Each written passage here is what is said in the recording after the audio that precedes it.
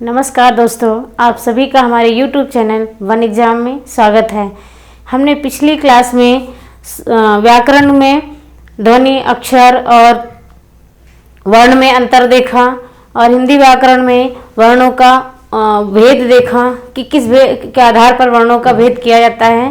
तो वर्ण का भेद उच्चारण की दृष्टि से किया जाता है। उच्चारण की दृष्टि से वर्ण के दो भेद होते हैं, स्वर वर्ण और व्यंजन वर्ण। आज हम इस वीडियो में बात करेंगे स्वर वर्णों का वर्गीकरण या स्वरों का वर्गीकरण। स्वर ध्वनियों के उच्चारण में मुख्य विवर में कई स्थितियां उत्पन्न होती हैं। जो स्वर होते हैं उनके उच्चारण में गूंज होती है, नाद होती है। उनके उच्चारण से मुंह में जीभ की जो स्थिति होती है वह कहीं ना कहीं स्पर्श करती हुई आती है। इसलिए गूंज होने के कारण सभी स्वर घोष होते हैं या सघोष होते हैं। इस प्रकार से मुख विवर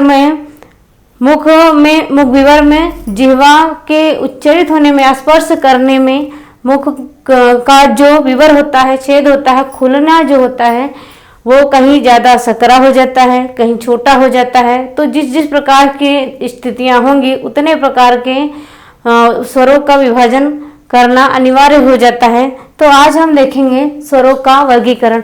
स्वरों को हम बांटने में क्या क्या आधार लेंगे उस पर चर्चा करेंगे। देखिए, स्वर हिंदी में स्वरों की संख्या सबसे पहले देखेंगे। हिंदी में स्वरों की संख्या कितनी है? हिंदी में स्वरों की संख्या होती है 11। ये सभी को पता है कि 11 स्वर होते हैं, लेकिन मानक रूप या मानक संख्या 13 बताई गई है या नहीं। देखिए, हिंदी में स्वरों की संख्या 11 है, लेकिन देवनागरी लिपि में स्वरों की संख्या 13 बताई गई है। अब वो कौन से स्वर हैं जो 13 हो गए हैं? वहां पर री और री, ये दो स्वर और मान लिए गए हैं, क्योंकि देवनागरी लिपि जहां हिंदी भाषा और संस्कृत भाषा के जितने भी स्वर होंगे वो सभी जोड़े जाते हैं। तो वो 11 स्वर हिंदी के कौन कौन से हैं? हिंदी के 11 स्वर हैं आ, ई, उ, री, ए, ऐ, ओ और औ। ये 11 स्वर हैं।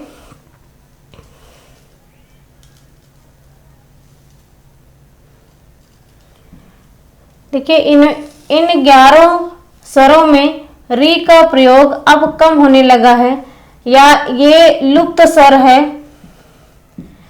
इस स्वर के उच्चारण में स्वर और व्यंजन दोनों प्रकार से लिखा जाने के कारण यह संस्कृत का स्वर माना जाता है और ली का प्रयोग ही अब नहीं होता है। तो ये स्वरों में 11 स्वर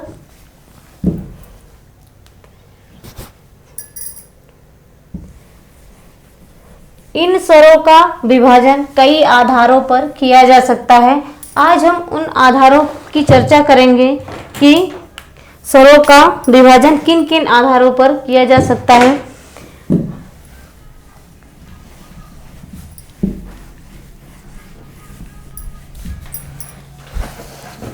उच्चारण के आधार पर ही स्वरों का हम वर्गीकरण करेंगे। तो देखेंगे कि स्वर के वर्गीकरण में जीभ के भाग के आधार पर कई आधार हो सकते हैं। स्वर के वर्गीकरण में आधार पर स्वरों का विभाजन और जीभ के व्यवहृत भाग मतलब कि जीभ का कौन सा भाग व्यवहार में आता है। व्यवहृत भाग की स्थिति के आधार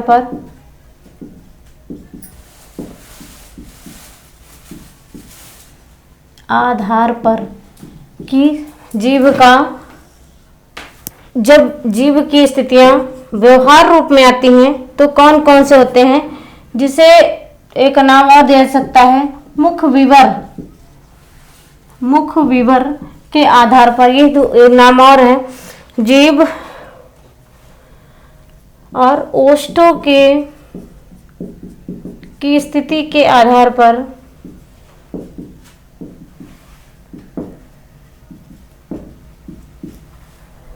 और ओष्ठों की स्थिति के आधार पर, मात्रा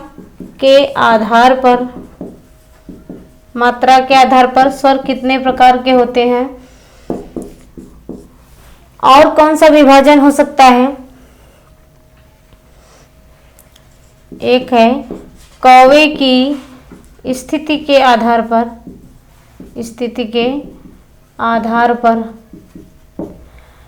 कौवा क्या है, मुख विवर में जो एक लटकता हुआ आपकी जीभ के कोने में दिखाई देता है, इससे सभी अवगत होंगे कि उसकी स्थिति कैसी होती है।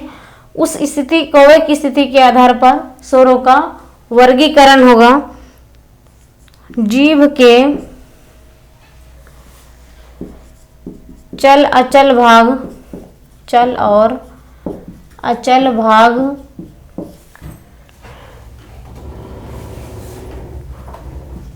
अचल होने के आधार पर कि जीभ कहाँ पर चल और अचल की क्रियामान रहती है, अधिक क्रियामान होने के आधार पर है।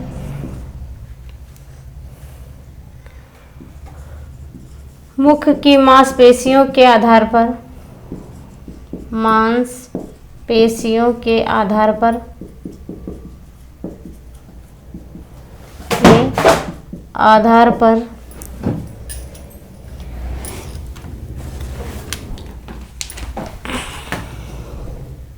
स्वरों का विभाजन और स्वर तंत्रियों की स्थिति के आधार पर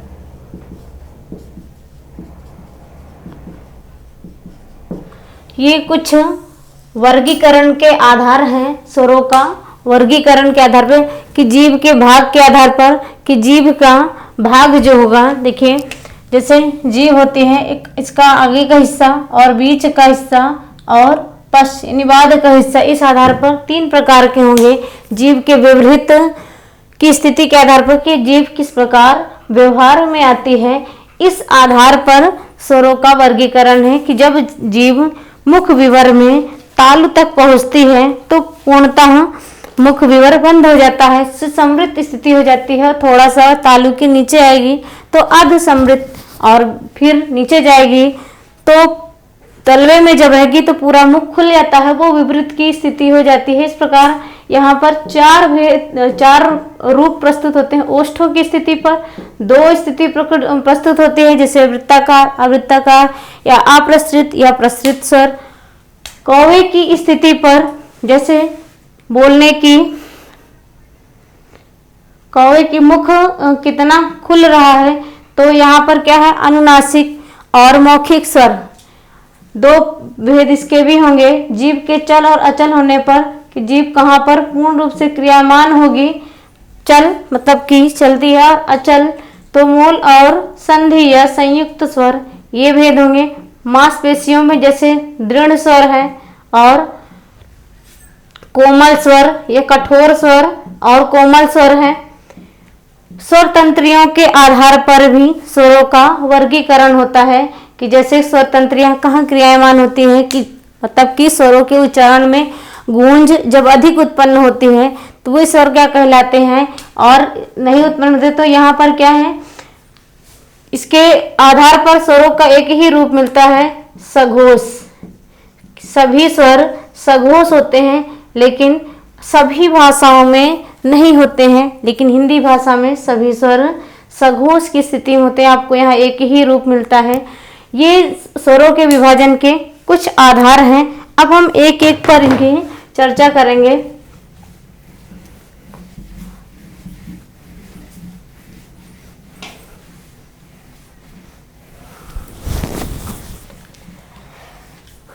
तो पहला विभाजन है स्वरों के वर्गीकरण का, जीभ के भाग के आधार पर,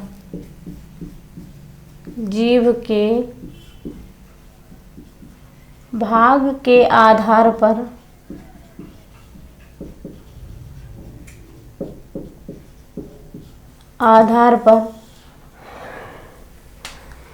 देखिए, जीभ, जैसे ये जीवा है, जीभ है, जब मुख विवर में, मुख के अंदर रहती है, मुख में रहती है, तो जीभ का जो नोकीला भाग होता है वो अग्र कहलाता है, और बीच का हिस्सा मध्य कहलाता है, और अंत का हिस्सा पश्च कहलाता है। तो जिन स्वरों के उच्चारण में जीभ के आगे का भाग ज्यादा क्रियामान रहता है वे सभी स्वर अग्र स्वर कहलाते हैं। जैसे ई, ए, ऐ, ये सभी क्या है, अग्र स्वर कहलाते हैं। री का भी कुछ विद्वानों ने कहा कि अग्र स्वर है। मध्य स्वर में आ होता है कि जिन स्वरों के उच्चारण में जीभ के मध्य भाग का हिस्सा अधिक क्रियामान रहता है वो मध्य स्वर कहलाते हैं। लेकिन डॉक्टर भोलानाथ तिवारी ने दो स्वरों को मध्य माना है, ये हम एक ग्राफ से समझेंगे। और पश्च स्वर क्या होते हैं, जिन स्वरों का उच्चारण जीभ के पीछे के भाग से होता है वो क्या कहलाते हैं, वो कहलाते हैं पश्च स्वर। देखिए पश्च स्वर कौन से होंगे, आ, उ, ओ,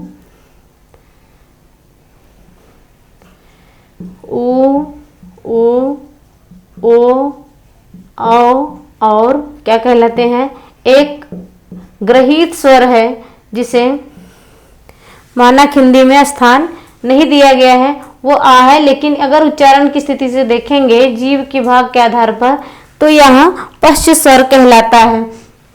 अब हम इसकी परिभाषा लिख करके आपको समझाते हैं कि अग्र स्वर किसे कहेंगे, पश्च स्वर किसे कहेंगे और मध्य स्वर किसे कहेंगे। तो सबसे पहले लिखेंगे जीभ की स्थिति के आधार पर स्वरों का वर्गीकरण। तो इसके आधार पर स्वर के 3 प्रकार होते हैं। कौन कौन से होते हैं, 3 प्रकार होते हैं। पहला है अग्र स्वर। अग्र स्वर किसे कहेंगे, जिन स्वरों के उच्चारण में, जिन स्वरों के उच्चारण में जीभ का अग्रभाग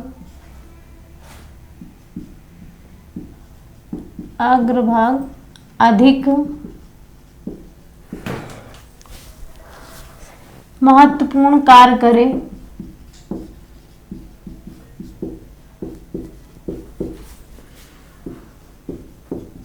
वह अग्र स्वर है।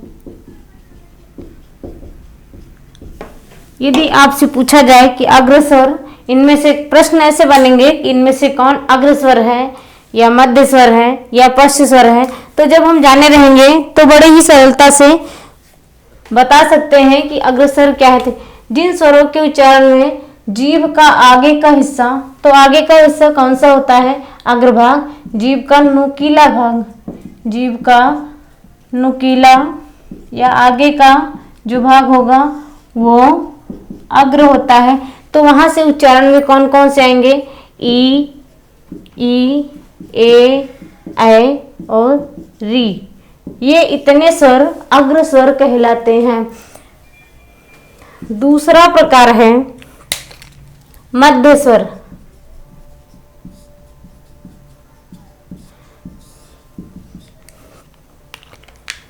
जिन स्वरों के उच्चारण में जीभ का मध्य भाग अधिक महत्वपूर्ण हो, कार्य करे, वह मध्य स्वर कहलाता है। जिन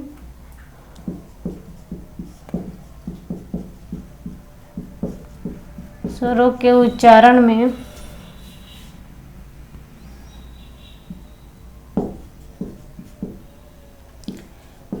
जीभ का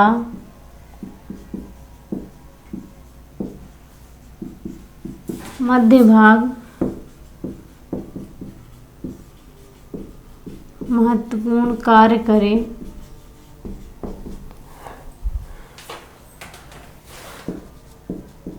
उसे मध्य स्वर कहते हैं।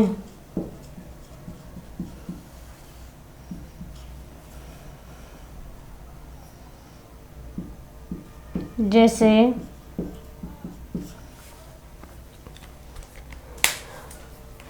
आ, इस स्वर को ही मध्य स्वर कहता है। यदि आपसे पूछा जाए कि इनमें से कौन मध्य स्वर है और विकल्प में हो आ, ई, उ, तो आपको उत्तर आ को ही देना है, क्योंकि आ की स्थिति कुछ कुछ पश्च की होती है। जब हम एक ग्राफ बनाएंगे तो उसमें वह समझ में आ जाएगा कि अग्र में ज़्यादा किसकी स्थिति बन रही है और पश्चिम में किसकी। तो ये अग्रस्वर आ ही है, लेकिन डॉक्टर भोलानाथ तिवारी के अनुसार आ को भी उन्होंने पश्च स्वर अग्रस्वर माना है, सॉरी मध्य स्वर माना है। तीसरा है पश्च स्वर। पश्च मतलब पीछे, कि जिन स्वरों के उच्चारण में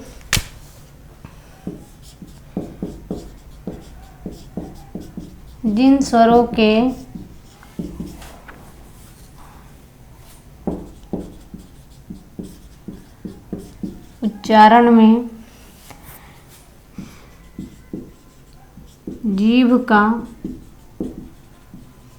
मध्य भाग महत्वपूर्ण कार्य करे,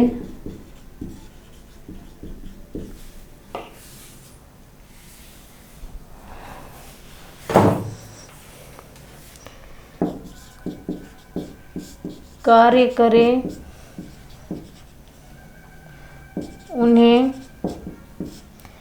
पश्च स्वर, जीभ का पश्च भाग महत्वपूर्ण कार्य करे, उन्हें पश्च स्वर कहते हैं। जैसे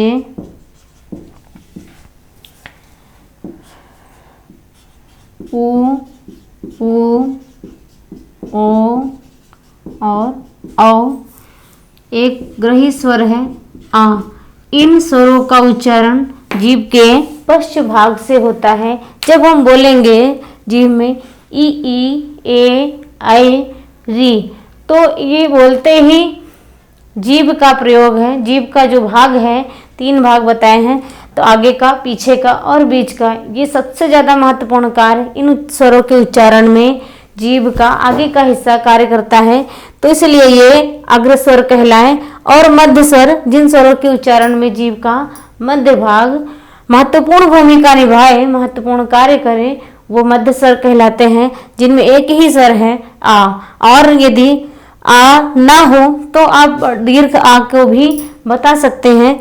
पश्च स्वर, जिन स्वरों के उच्चारण में जीभ का पीछे का भाग, पश्च का भाग महत्वपूर्ण भूमिका निभाए, महत्वपूर्ण कार्य करें, वे पश्च स्वर कहलाते हैं। जैसे उ, ओ, औ, आ। जब हम जीभ के भाग के आधार पर देखे हैं और ओठ की बनावट के आधार पर देखेंगे, तो यही स्वर क्या हो जाएंगे, वृत्ताकार स्वर कहलाएंगे, क्योंकि उनको बोलते समय हमारे ओष्ठ की स्थिति क्या हो जाती है, वृत्त के समान हो जाती है।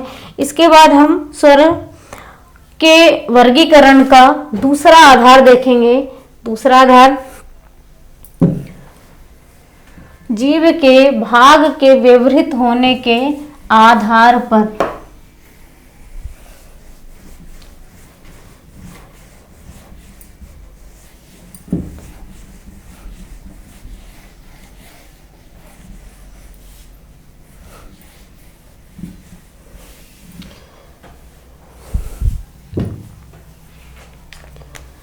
दूसरा आधार है जीभ के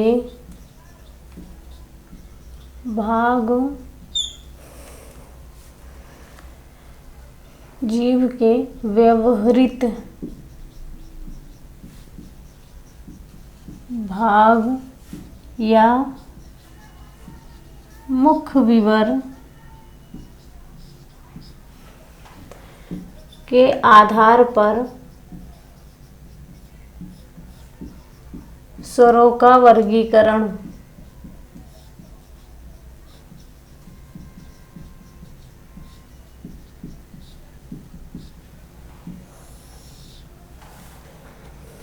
देखिए, जीभ का जो भाग होता है, आगे का, बीच का और पीछे का, जब मुख में इन स्वरों का उच्चारण किया जाता है तब ये स्वर मुख में जीभ की क्या स्थिति होती है, उसका भाग किस ओर अधिक जाता है और उनसे किस प्रकार के स्वर उच्चारित होते हैं।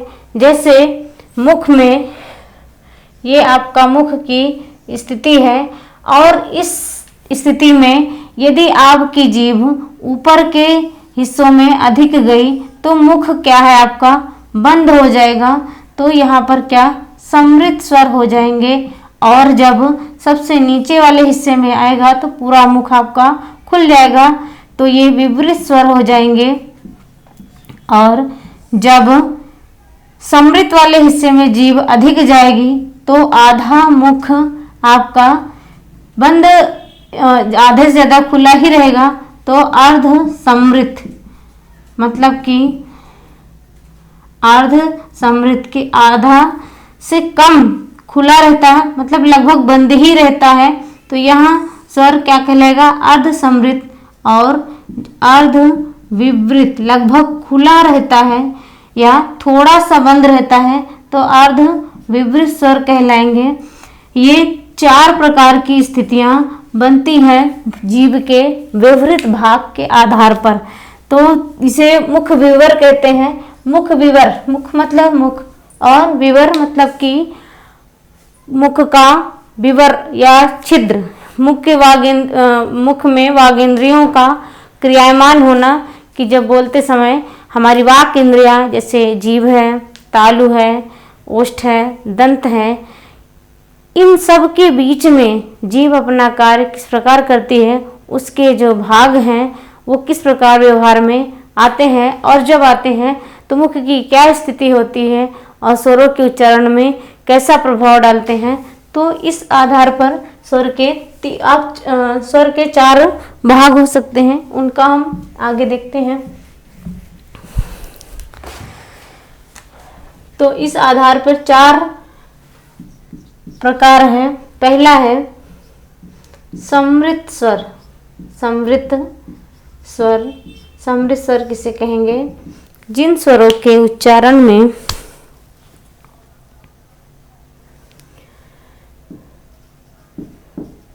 जीभ का व्यवहृत भाग, जीभ का व्यवहृत भाग जब ऊपर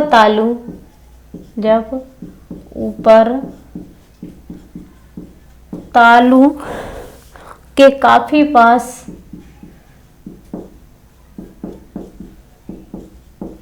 पास चला जाता है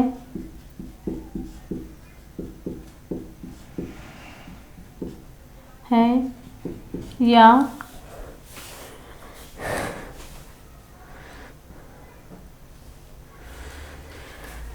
जिनके उच्चारण में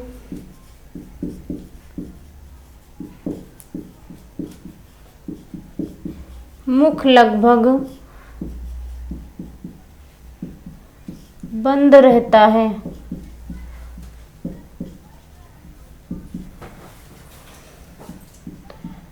वह स्थिति या वह स्वर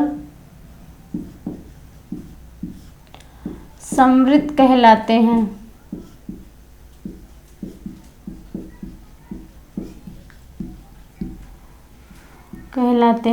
जैसे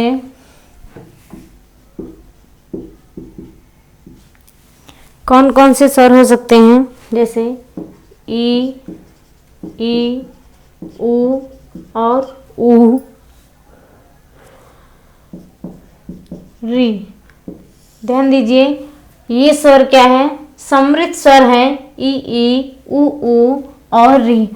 देखिए, ये मुख के जीवा की स्थिति है और जीभ इसमें जब समृत ऊपर जाएगी ऊपर के ताल में, तब इन स्वरों के उच्चारण होगा ई। आप बोलकर भी देख सकते हैं ई उ और री। तो ये समृत स्वर कहलाते हैं। दूसरा प्रकार है अर्ध समृत। अर्ध समृत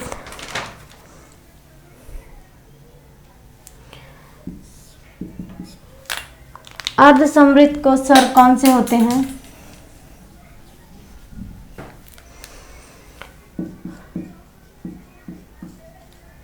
जिनके उच्चारण में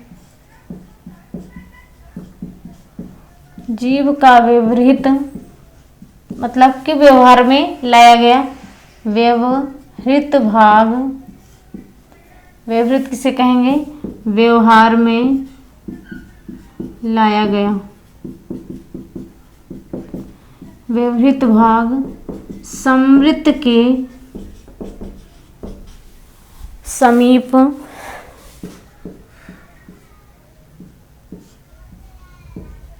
चला जाता है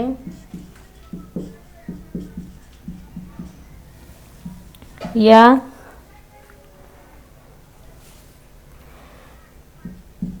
मुख थोड़ा खुला रहता है। वे स्वर अर्ध समृत कहलाते हैं।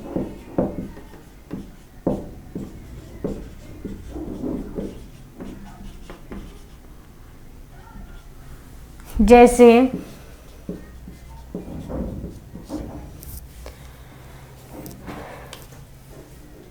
ए और ओ।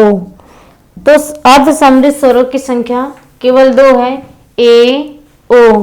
तो इन स्वरों का उच्चारण की स्थिति कैसे बनेगी?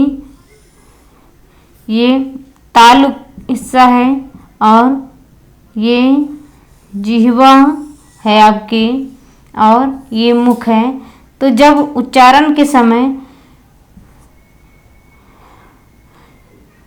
ज़्यादा ऊपर जाएगी तो समृत मुख बंद हो जाएगा और थोड़ा से ऊपर हुई तो ये स्थिति ये समृत की हो गई और ये अर्ध समृत हुई। जब इसका उच्चारण करें ए ओ तो ये 2 स्वर क्या है? अर्ध समृत हैं। अगला प्रकार है विवृत।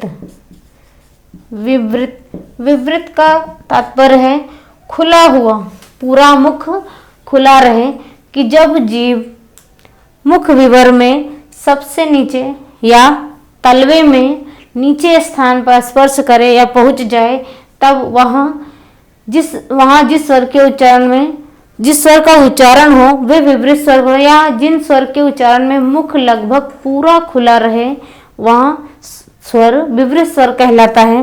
तो जीभ का हिस्सा ही प्रयोग में आता है, तो इसलिए व्यवहृत रूप प्रस्तुत किया जाता है। तो यहाँ इसका तात्पर्य होगा कि जिनके उच्चारण में जीभ का व्यवहृत भाग, व्यवहृत मतलब कि व्यवहार में लाया गया, अर्थात आप जीभ के किस हिस्से का अधिक प्रयोग कर रहे हैं बोलने में, जीभ का व्यवहृत भाग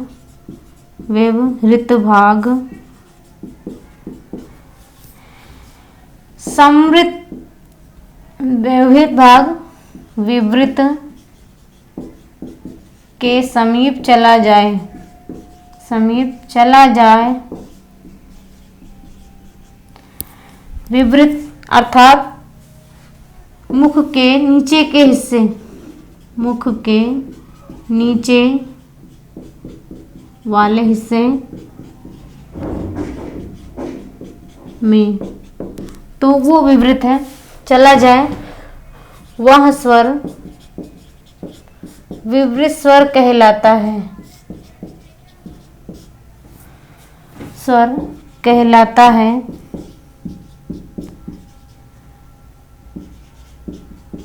या जिसके उच्चारण में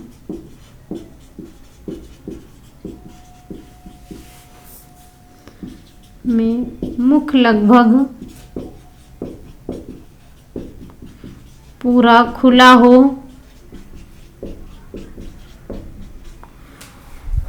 वह स्वर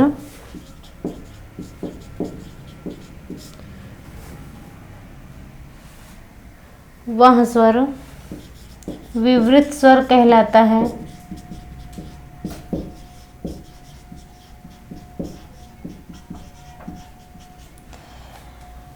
तो इसका एक ही स्वर है आ। आ स्वर विवृत है। इसके उच्चारण में मुख पूरा खुला रहता है। आ।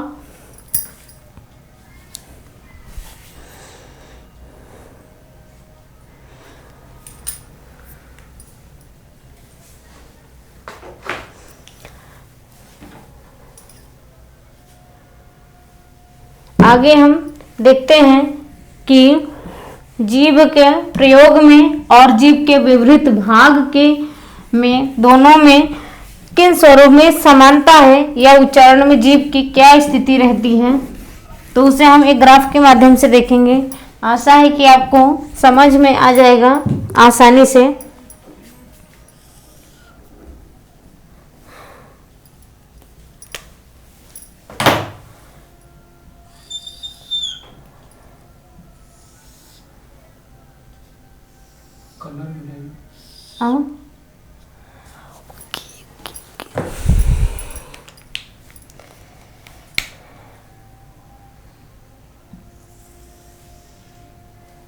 ये जीवा है, जीभ है, उसका तालु हो गया, और ये मध्य भाग भी होता है, और ये अग्रभाग है जीभ का, और ये पश्च भाग है।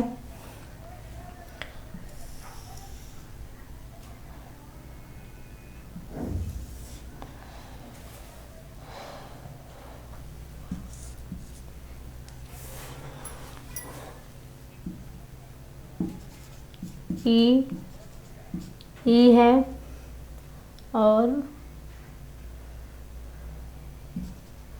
ऊ और ऊ।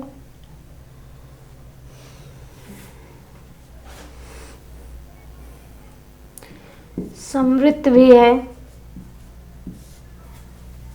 और ये भी समृत ही है।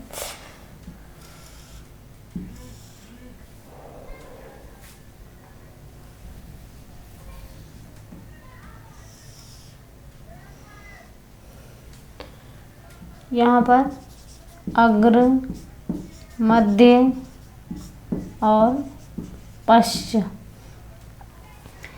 अब देखेंगे मध्य में आ और आ। समृत, अर्ध समृत,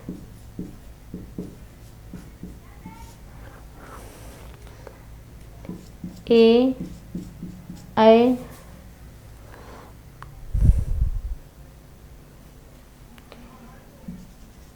ओ, औ, अर्ध समृत, और ये नीचे का भाग विवृत। विवृत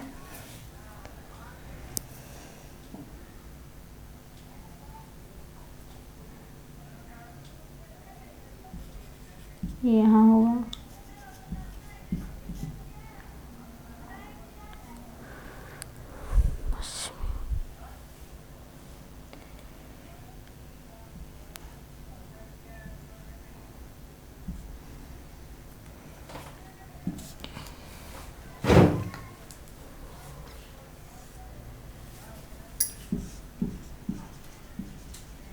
अर्धविवृत।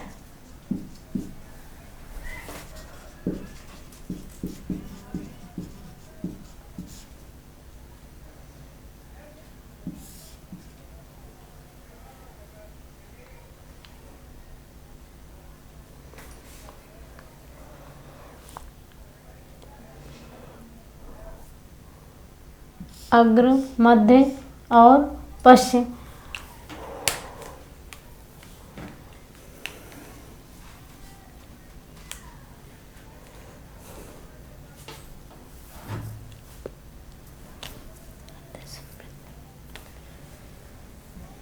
देखिए यहाँ पर देखेंगे कि अग्रस्वर, ये अग्रस्वर कहलाएंगे और ये भी, ये पश्च स्वर हैं, लेकिन ये समृद्ध हैं और यहाँ पर भी ये समृद्ध है।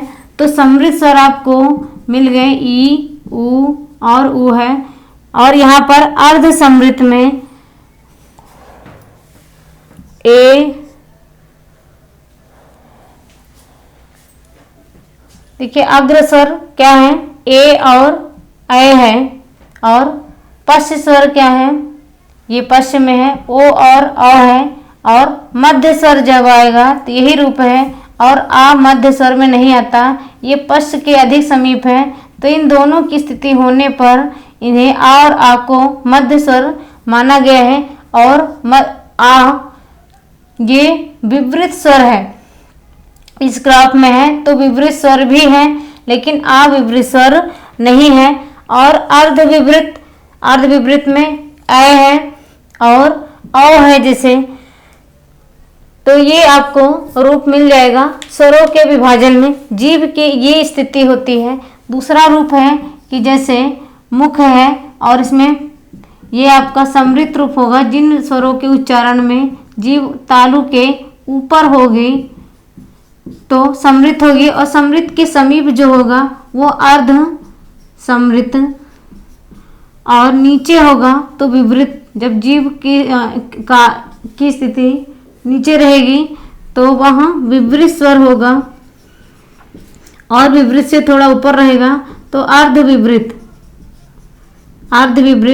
तो ये मुख की स्थिति है। तो यहाँ पर जब देखेंगे समृद्ध में लगभग मुंह आपका बंद ही रहता है, तो इसके उच्चारण में जैसे ई, उ और उ है, और यहाँ ए और ओ।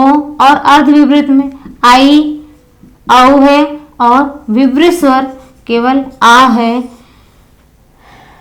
तो ये स्वरों के विभाजन थे या वर्गीकरण है। अब हम आगे बढ़ते हैं कि अगला आधार क्या है स्वरों के वर्गीकरण का।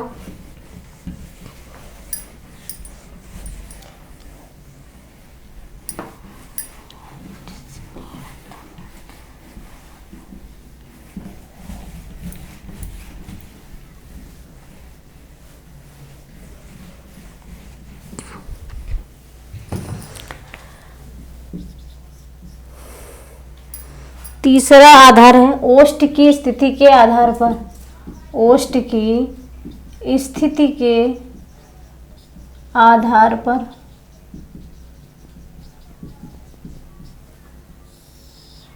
जिन स्वरों को बोलते समय हमारे ओष्ठ की स्थितियां बदलती रहती हैं, वे स्वर ओष्ठ की स्थिति के आधार पर आते हैं। इस आधार पर स्वरों का दो भाग मिलता है, जिसे पहला है वृत्ताकार या वर्तुल या गोलाकार या अप्रसरित इत्यादि जो स्वर होंगे जीभ ओष्ठ की स्थिति में आएंगे। तो यहाँ क्या कहेंगे कि जिन स्वरों के उच्चारण में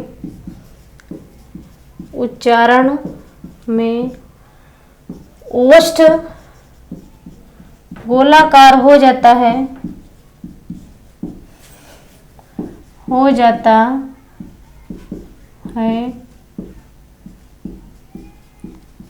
वे स्वर वर्तुलाकार स्वर कहलाते हैं। वर्तुलाकार या वृत्ताकार या अप्रसरित, मतलब कि मुख ज़्यादा फैलता नहीं है, अप्रसरित स्वर कहलाते हैं। तो जैसे उदाहरण में उ, ओ, औ और आ। देखिए ये ग्रही स्वर है इसलिए लिख लिया गया है यहाँ पे उ, ओ, और आ। ये स्वर क्या है? ये वृत्ताकार स्वर है या वर्तुल स्वर है, वर्तुलाकार है।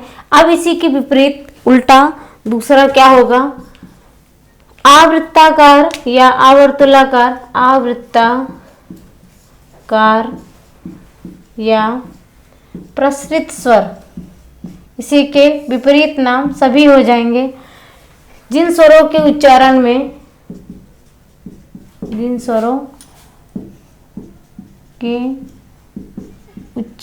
में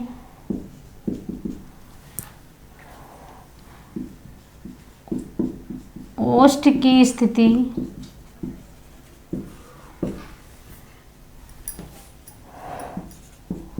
गोल नहीं बनती, गोल नहीं होती या मुख ओष्ठ नहीं फैलते, ओष्ठ नहीं फैलते, वे स्वर क्या कहलाते हैं? आवृत्ताकार या प्रसरित स्वर कहलाते हैं। आवृत्ताकार या प्रसरित स्वर कहलाते हैं। फैल जाते हैं तो प्रसरित स्वर कहलाते हैं। जैसे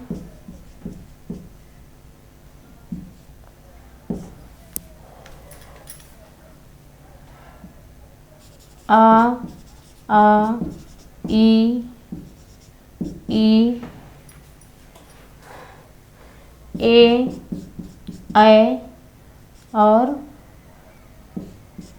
री। ये स्वर आवृत्ताकार री। इनको बोलते समय हमारे मुख में ओष्ठ की स्थिति क्या रहती है? तो ये ओष्ठ के आधार पर भी स्वरों का वर्गीकरण हुआ है। जैसे अगर आपसे कहा जाए कि इनमें से कौन प्रसरित स्वर है, इनमें से कौन प्रसरित स्वर है और विकल्प में दे दिया जाए उ, ओ और आ या आ, तो ये जो स्वर है इनमें आपका उत्तर मिल जाएगा ये। तो इस प्रकार के प्रश्न यहाँ पर बनते हैं। आगे हम स्वर के वर्गीकरण का अगला आधार देखते हैं।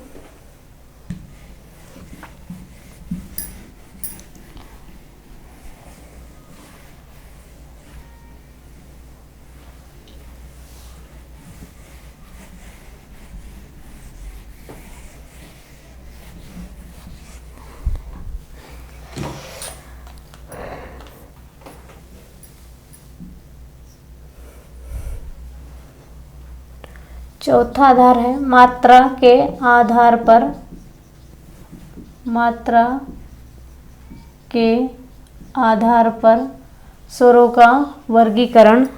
मात्रा के आधार पर कि स्वर को बोलते समय हमारे मुख से कितनी मात्रा में श्वास बाहर जा रही है और किस स्वर को बोलने में कितनी गूंज उत्पन्न होती है, कितनी देर तक रहती है, तो वो मात्रा काल कहलाता है।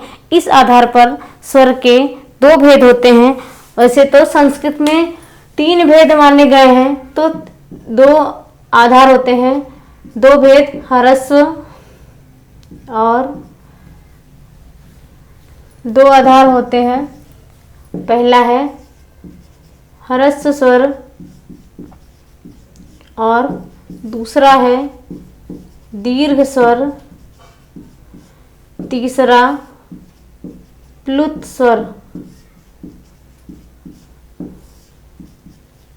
यह संस्कृत विभाजन का आधार है कि संस्कृत के स्वरों के विभाजन का आधार प्लुत होता है और सभी स्वर प्लुत हो सकते हैं। सभी स्वर प्लुत हो सकते हैं, कोई एक स्वर नहीं होता है। तो ह्रस्व स्वर क्या होते हैं? पहला है ह्रस्व स्वर, किसे कहेंगे? जिन स्वरों के उच्चारण में एक मात्रा का समय लगे वे ह्रस्व स्वर कहलाते हैं। ये मूल कितने होते हैं? 3 हैं। आ, ई, उ, ये ह्रस्व स्वर कहलाते हैं। इन्हें काव्य शास्त्र में, इन स्वरों को काव्य शास्त्र में लघु स्वर भी कहा जाता है। लघु स्वर क्यों? क्योंकि इनमें एक मात्रा का ही लगे। जब यही स्वर 2 मात्रा में उच्चारित होंगे तो वो दीर्घ कहलाते हैं। तो दीर्घ स्वरों की संख्या कितनी है? तो दीर्घ स्वर जिनके उच्चारण में ह्रस्व स्वर की अपेक्षा अधिक उच्चारण का समय लगे वे दीर्घ स्वर होते हैं।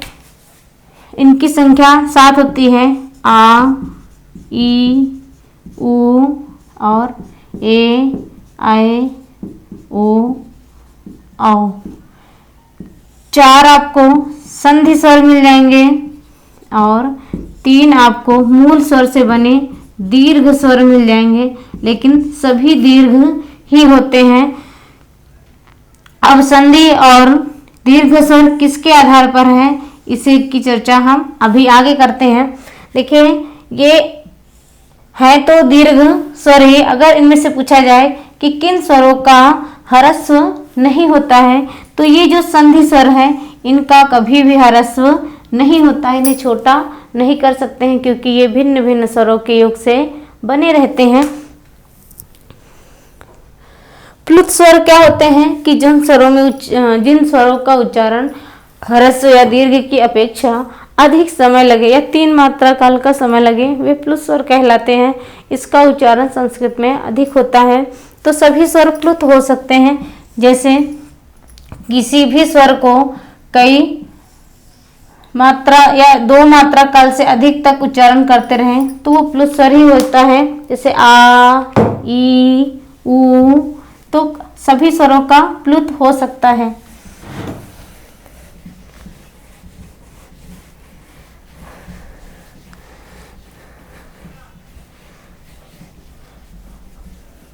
आगे अगला आधार है कौवे की स्थिति के आधार पर स्वरों का वर्गीकरण।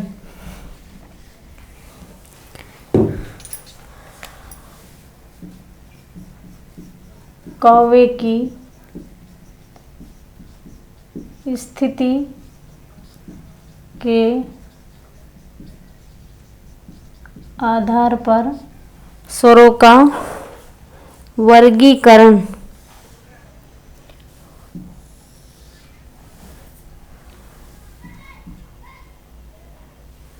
देखिए, कौवा मुख विवर में कि जब आप मुख खोलें और मुख में अंत के ओर आपको एक हिस्सा मिलता है जो मुख में से जब वायु बाहर निकलती है तो उसको रोकने का कार्य करता है या मुख विवर को बंद करता है, खोलता है। उस आधार पर जब बंद रहता है तब किसी भी स्वर का उच्चारण करेंगे तब आपको नासिका पर भी जोर डालना पड़ता है, और जब मुख विवर या कौवा खुला रहता है तब क्या होता है कि आपको अधिक से अधिक प्रयोग मुख का ही करना पड़ता है। तो इस आधार पर स्वर के 2 भेद होते हैं कौवे की स्थिति के आधार पर। पहला क्या है? मौखिक स्वर। मौखिक स्वर, मौखिक स्वर जिनके उच्चारण में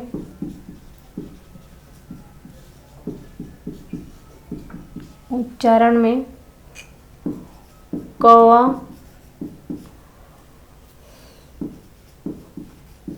ऊपर उठकर मुख विवर को बंद कर लेता है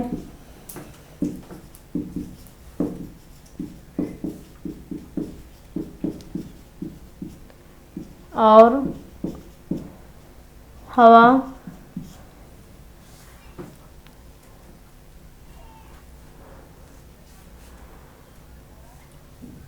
मुख से ही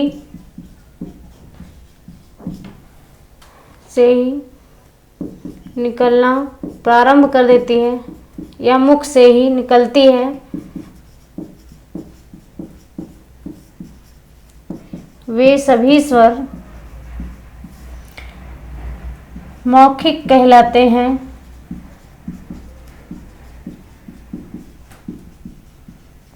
इन स्वरों को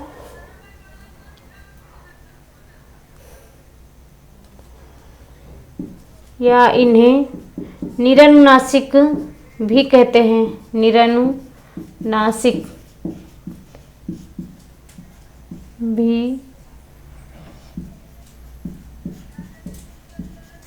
भी कहते हैं।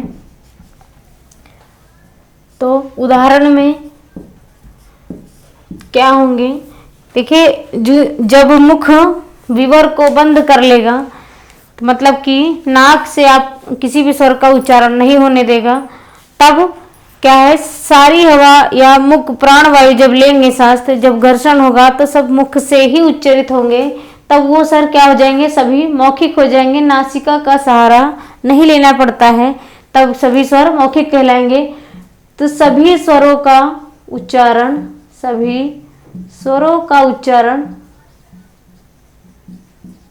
मौखिक हो सकता है, जो अनुनासिक नहीं होंगे, निरनुनासिक होंगे, केवल मुख से ही उच्चारित होंगे। जैसे आ और आ, ई और उ इत्यादि सभी स्वर।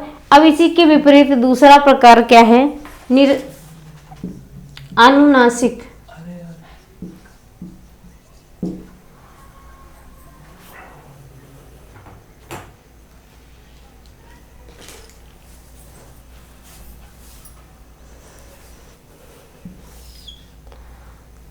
अनुनासिक स्वर कौन होते हैं?